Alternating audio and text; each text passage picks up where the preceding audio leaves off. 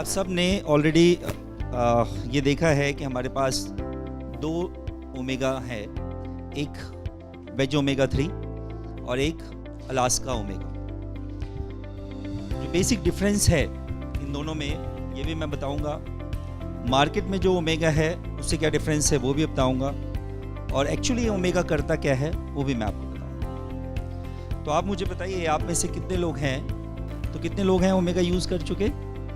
दोनों टाइप के omega use कर चुके? वेजिटेरियन है, करेक्ट। ये भी बात बहुत इंपॉर्टेंट है कि अगर आप वेजिटेरियन हैं तो डेफिनेटली हमारे पास वेजिटेरियन ओमेगा है, और अगर आप नॉन वेज लेते हैं तो आपके लिए दोनों है। देखिए, वेज ओमेगा के बारे में अगर मैं बात करूं तो डेफिनेटली मार्केट में वेज ओमेगा है, लेकिन उस वेज ओमेगा और हमारे वेज ओमेगा में भी डिफरेंस है। अंदर उस ओमेगा के अंदर वेज है और बाहर उसका कवर नॉन वेज है, तो लिटरली वो वेज नहीं है। अगर आप हमारे वेज वाले के बारे में बात करेंगे तो बाहर की जो कवरिंग है वो भी वेज है। तो ये बहुत इंपॉर्टेंट चीज़ है जो आप वहाँ डिफरेंस क्रिएट कर सकते हैं। तो मार्केट का वेज ओमेगा और हमारे वेज ओमेगा में क्या फ़र्क है। दूसरी बात है कि मार्केट में जो वेज ओमेगा के बारे में आप जानते हैं, वो ओमेगा एक्चुअली क्या है, फ्लेक्स ऑयल है। उसके अंदर क्या है, फ्लेक्स ऑयल। और फ्लेक्स ऑयल में जो एमिनो एसिड होता है वो ALA होता है, ALA। और ALA का कन्वर्जन अगर आप देखेंगे EPA में तो वो फ्रैक्शन परसेंटेज में होता है। मतलब अगर आप 3000 मिलीग्राम अगर आप इंटेक करेंगे तो उसका 0.03% EPA में कन्वर्ट होता है। तो आप सोचिए कितना ALA खाएंगे आप, पॉसिबल है? और हमारे ओमेगा में आपको पता है कि EPA ही है, ALA नहीं है। तो मैं इसका डिटेल अभी आपको बताता हूँ। सबसे पहले हमें ये देखना है कि एमिनो एसिड के लिए दो टर्म्स यूज होते हैं, एसेंशियल एमिनो एसिड और non essential amino acid. Amino acid के लिए दो टर्म यूज होते हैं, एक नॉन एसेंशियल और एक एसेंशियल एमिनो एसिड। देखिए, मार्केट में किसी चीज को बेचना इतना आसान नहीं है अगर आपको नॉलेज नहीं है, क्योंकि ये बिजनेस नॉलेज का बिजनेस है। अब बात करें नॉन एसेंशियल एमिनो एसिड क्या होता है। नॉन एसेंशियल मतलब जो आपके लिए आपकी बॉडी मैन्युफैक्चर कर रही है। अगर आपकी बॉडी मैन्युफैक्चर कर रही है तो डेफिनेटली आपको बाहर से उसकी रिक्वायरमेंट नहीं है, तो वो आपके लिए एसेंशियल नहीं है, इसलिए हम उसको बोलते हैं नॉन एसेंशियल। लेकिन जिस चीज को आपकी बॉडी बना नहीं रही है वो आपको क्या लेना है, बाहर से लेना है, इसीलिए वो क्या है, एसेंशियल एमिनो एसिड। हम अगर अपने एमिनो एसिड की बात करें, ओमेगा 3 जिसको हम कहते हैं अलास्का ओमेगा 3, ये आपका एसेंशियल एमिनो एसिड है। अब इसके साथ क्या खास बात है, ये प्रिस्टाइन अलास्का ओमेगा 3। अब प्रिस्टाइन अलास्का ओमेगा 3 को आप समझिए क्या है कि ये एक्चुअली में ऐसे जगह से लिया जाता है जो बर्फीला जोन है। अब अगर बर्फीला जोन है तो डेफिनेटली आपको पता है कि वहां पे पोल्यूशन क्या होगा, नील होगा। पोल्यूशन नहीं है तो डेफिनेटली वहां पे जो पोलॉक एंड सैल्मोनॉल, ये दो फिश जो पाए जाते हैं, इसके अंदर टॉक्सिन्स नहीं होंगे। ये भी इंपॉर्टेंट है कि मार्केट में आपको ओमेगा अवेलेबल है, फिश ओमेगा, लेकिन क्या गारंटी है कि वो पोल्यूटेड पानी से नहीं आया है? क्लियर? तो अगर पॉल्यूटेड पानी से आया है तो प्रॉब्लम क्या होती है वो देखिए। ये आपका फूड चेन होता है, ये फूड चेन है। मैं ओमेगा को क्लियर कट समझाने की कोशिश करूंगा कि आज के बाद आपको ओमेगा समझने की ज़रूरत ना पड़े, एक एक बारीकी जो आप डिस्कस कर सकते हैं लोगों से। तो ये नीचे अगर आप देखें तो एल्गे है सबसे बॉटम में फूड चेन में, उसके ऊपर स्मॉल फिश है, उसके ऊपर बिग फिश है, उसके ऊपर और उससे बड़े बड़े। तो जैसे जैसे ये एल्गे को कौन खाता है? Small fish, right? तो यहाँ से जो भी टॉक्सिन्स हैं, मैं नॉर्मल बात कर रहा हूँ, मार्केट हमारे में तो टॉक्सिन्स नहीं है, नॉर्मल मार्केट की बात करता हूँ जो आप डिफ्रेंशिएट करें। यहाँ जो भी टॉक्सिन है उसको हम बोलते हैं पर पार्ट मिलियन। पर पार्ट मिलियन डिपोजिशन टॉक्सिन्स का इस लेवल पे जितना होता है उससे बहुत ज़्यादा हाई इस पे होता है, और इससे ज़्यादा बहुत हाई इस पे होता है, और आप जो अगर इस बड़े फिश को खाते हैं तो आप में सबसे ज़्यादा होता है। अगर पर part million deposition like DDT and fertilizers और बहुत सारे जो खेत में आप यूज़ करते हैं जो पानी के थ्रू समुद्र में चला जाता है, तो वो सबसे ज़्यादा पर पार्ट मिलियन डिपोजिशन आपकी बॉडी में होता है। इसीलिए आज के टाइम में सबसे मेजर प्रॉब्लम्स आपको होती है, क्योंकि बहुत ज़्यादा टॉक्सिन्स आपकी बॉडी के अंदर चला जाता है इस फूड चेन के थ्रू। क्लियर? तो पर पार्ट मिलियन डिपोजिशन अगर ज़्यादा है तो आपको प्रॉब्लम ज़्यादा आएगी, बीमारियां ज़्यादा होगी। हमने कहा हम जहाँ से लेते हैं पोलॉक और सैल्मन से, वो फिश बर्फीले इलाके में होती है, तो मतलब इस लेवल पे टॉक्सिन्स नहीं है और इस लेवल पे भी टॉक्सिन्स नहीं है। करेक्ट? यहां से हम लोग क्या बनाते हैं आपको पता है? वेज ओमेगा 3, और यहां से हम क्या बना सकते हैं? हमारा ओमेगा अलास्का 3। ये दोनों ही लेवल ऐसे हैं जहां पे टॉक्सिन्स नहीं है, पर पार्ट मिलियन डिपोजिशन नहीं है। तो ये एक इंपॉर्टेंट चीज है कि हमारे अलास्का को, ओमेगा को आप कैसे डिफाइन करेंगे, कैसे आप जस्टिफाई करेंगे कि हमारे ओमेगा में क्या खास बात है, क्यों एटमी का ओमेगा लें। I think clear? अब ओमेगा को समझने के लिए एक चीज मैंने आपको बताया, ALA और EPA। पहले मैं इन दोनों को डिफरेंशिएट करता हूं और फिर ओमेगा के अंदर और क्या चीजें मिलती है फिर उसको बताता हूं। देखिए, अगर हम ALA की बात करें तो ये मैंने आपको बताया, जो फ्लेक्स ऑयल है और मार्केट में जितने ऑयल हैं वहां से आप ALA लेते हैं, और मार्केट में जो वेज ओमेगा के नाम से बिक रहा है आज, यही बिक रहा है फ्लेक्स ऑयल, जिसकी कीमत आपको पता है कम होती है। क्यों कम होती है ये भी बता देता हूं। कम में भी आप ज्यादा दे के आते हैं, ये भी बता देता हूं। ये फ्लेक्स ऑयल का रेट ज्यादा से ज्यादा 200 रुपए kg का है। फ्लेक्स ऑयल 200 रुपए kg का है, और अगर आप कैप्सूल्स का रेट निकालेंगे तो ये हमारे को कम से कम 20,000 रुपए kg का पड़ता है। अब क्या समझदारी हम करते हैं आप सोचिए। जिसको हम सस्ता कह रहे हैं उसके लिए हम 20,000 रुपए kg दे के आ रहे हैं, क्योंकि फ्लेक्स ऑयल की कीमत आपको पता है, बाकी कवर चढ़ा दिया।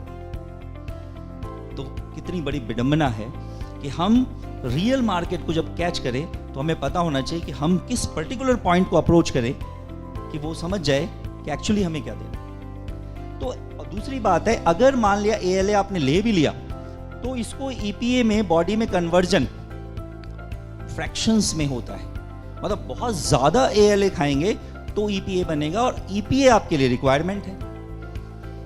अगर आप ALA बहुत ज्यादा खाएंगे तो ओमेगा 3, 6 और 9 बॉडी में इतना ज्यादा हो जाएगा, 6 और 9, कि आपको और प्रॉब्लम्स भी आ जाएंगे।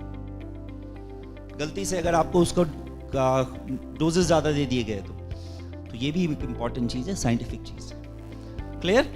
अब हम बात करते हैं EPA की। तो EPA और DHA, ये दो टर्म्स आपके सामने आते हैं। कई बार ऐसा होता है कि ये बोलते तो रहते हैं हम EPA, DHA। आप ऐसे कितने लोग हैं जो मुझे इसका फुल फॉर्म बता सकते हैं? हाथ उठाइए जरा। EPA का फुल फॉर्म? करेक्ट? तो इसका फुल फॉर्म है eicosapentaenoic acid. Eicosapentaenoic acid. और इसका क्या नाम है? Docosahexaenoic acid.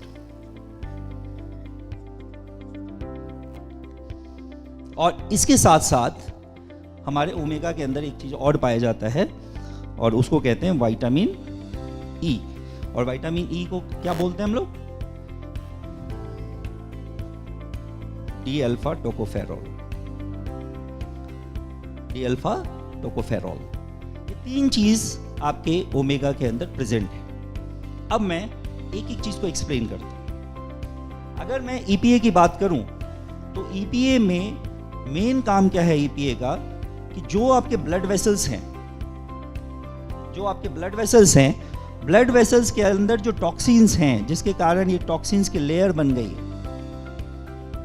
अब देखिए, अगर इसमें लेयर बन गई तो आपको देखिए इसका डायमीटर क्या हो गया? कम हो गया। जो ब्लड वेसल्स का डायमीटर क्या हो गया? कम हो गया। अब अगर डायमीटर कम हो गया तो डायमीटर को और हम किसे बोलते हैं? एरिया। क्या कम हो गया? एरिया कम हो गया। ब्लड फ्लो के लिए एरिया कम हो गया। अब देखिए, एक फार्मूला है फिजिक्स का, pressure is equal to force upon area. अगर आपने एरिया कम कर दिया तो प्रेशर बढ़ जाएगा।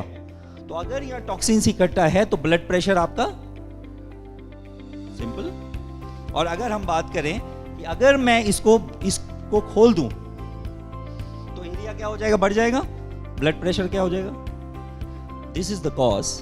ये कॉज है कि कार्डियोवैस्कुलर डिजीजेस, कार्डियोवैस्कुलर सीवीडी आपको मिनिमाइज हो जाता है जब आप ओमेगा को इस्तेमाल करते हैं। करेक्ट?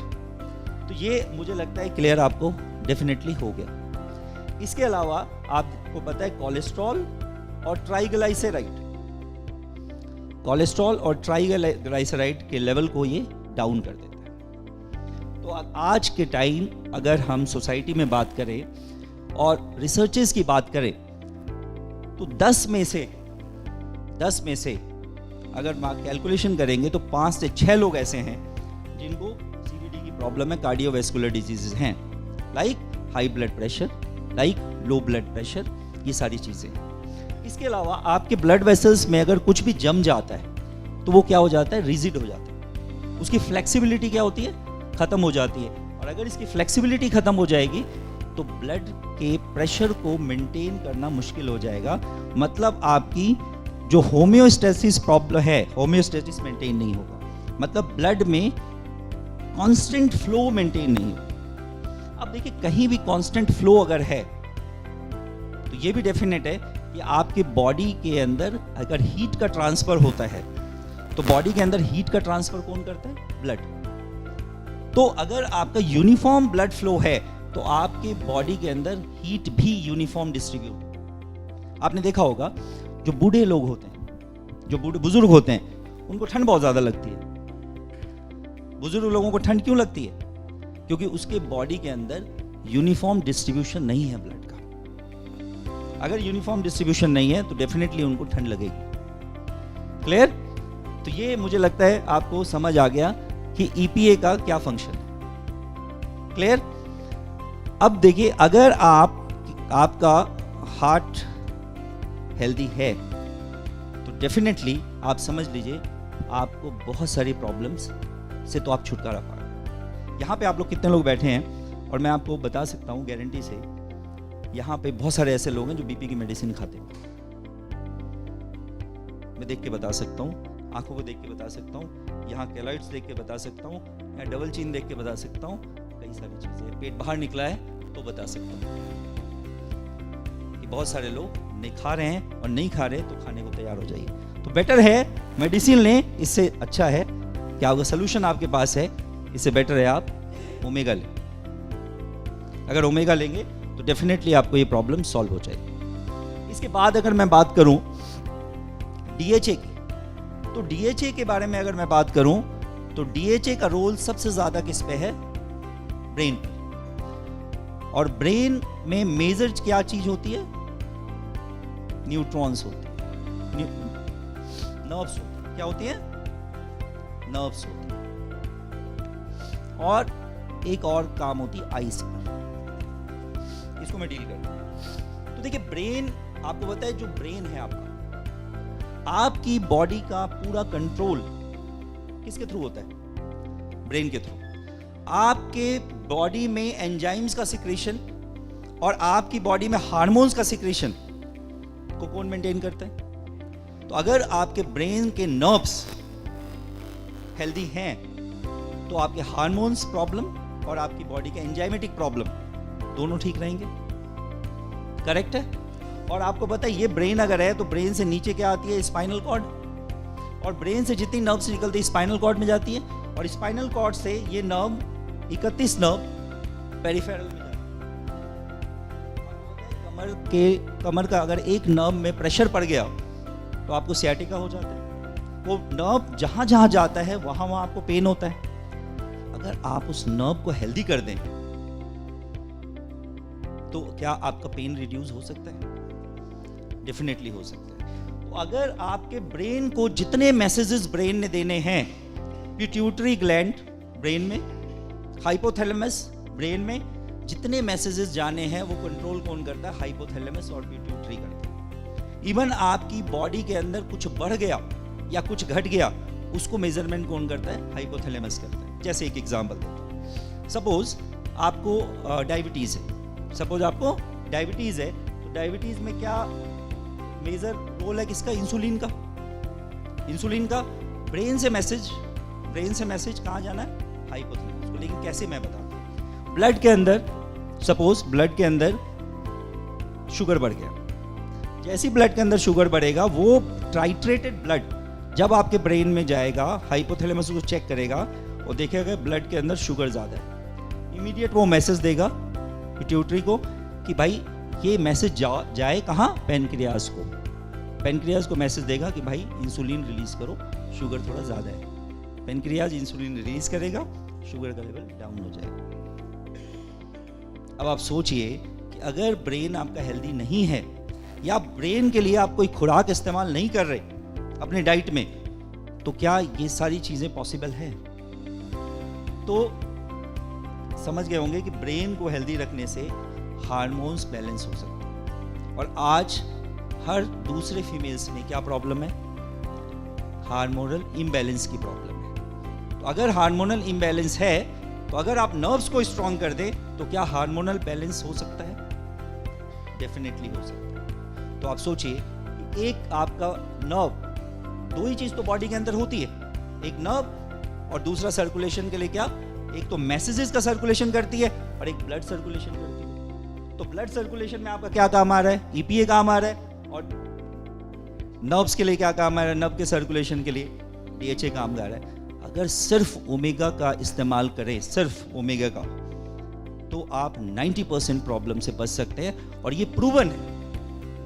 और बहुत सारे लोग अपने डेली रूटीन में ओमेगा का इस्तेमाल करते हैं। Like what? जैसे सैलेड खाते हो आप, रोटी खाते हो, अकॉर्डिंगली वो ओमेगा को खाना मैंडेटरी है उनको। क्योंकि अगर ओमेगा खाते हैं तो डेफिनेटली बहुत सारी प्रॉब्लम सॉल्व हो जाती है ऑटोमेटिकली। अब देखिए आइस के बारे में अगर मैं बात करूं तो ये ड्राई आइस पे काम करती है। ड्राई आइस में क्या होता है? जो आंखों के अंदर आंसू बनते हैं, टीयर्स बनते हैं, उसका प्रोडक्शन कम हो जाता है। और अगर आंखें ड्राई हो तो बहुत परेशान होता है वो पर्सन, इरिटेशन हमेशा रहती है, इन्फ्लेमेशन हमेशा रहती है आंखों में। तो अगर आपने डीएचए का इस्तेमाल किया तो ड्राई आइस पे बहुत ही अच्छा इफेक्ट आता है। अब आपने जैसे ही ओमेगा लेना शुरू किया, डीएचए आपकी बॉडी के अंदर बढ़ा, जैसे डीएचए आपकी बॉडी के अंदर बढ़ेगा तो टीयर प्रोडक्शन बढ़ जाएगा, आंसू का निकलना बढ़ जाएगा, प्लस में आंसू को आंखों में रिटेन करने की कैपेसिटी बढ़ जाएगी। आंखों में रिटेन करने की कैपेसिटी, कई लोगों की आंखें देखें काफी चमकीली होती है तो वो आंखों में आंसू थोड़ा सा रहता है, वो ड्राई नहीं आती, इसलिए आंखें उसकी चमकीली होती है। प्लस में आंखों के अंदर जो इन्फ्लामेशन होता है, तो मैं कई बार इन्फ्लामेशन को डील कर चुका हूँ, फिर एक बार कर देता हूँ। अगर आपका इन्फ्लामेशन है आपको, तो इन्फ्लामेशन के लिए साइंटिफिक वर्ड यूज होता है आइटिस। और इन्फ्लामेशन का मतलब होता है रेडनेस, स्वेलिंग, पेन, बर्निंग और हीट। ये 5 चीज को कलेक्टिवली इन्फ्लामेशन बोला जाता है। नॉर्मली इन्फ्लामेशन के लिए हम कहते हैं सूजन।